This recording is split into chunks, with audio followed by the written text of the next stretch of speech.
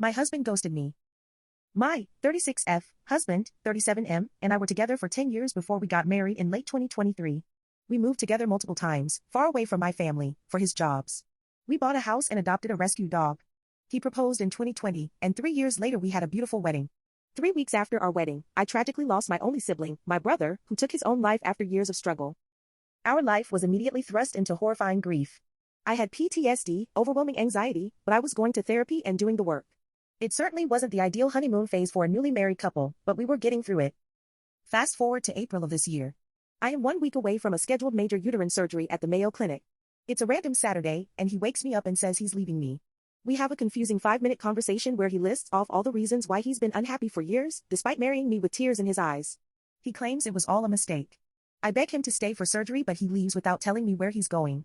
Up until this moment, he has never mentioned being unhappy in our life. I go through surgery alone, with help from my parents and friends, but not having him there was soul-crushing. It was supposed to be a 3-hour surgery but turned into 6 with complications.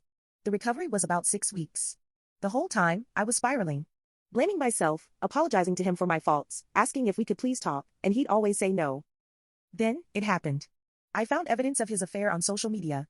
Turns out, he'd been involved with someone he met through work for at least 6 months, aka, they started their relationship around my 1-year wedding anniversary, also the 1-year anniversary of my brother's death. When he left our home in Wisconsin, he drove 1,500 miles to Flagstaff us to be with her. She is also newly married, and 7 years younger than him. She also left her husband very out of the blue with no explanation.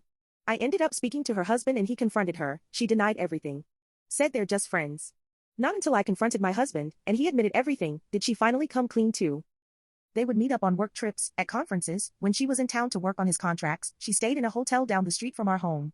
He took her to an Airbnb with our dog when I was out of town. Every piece of evidence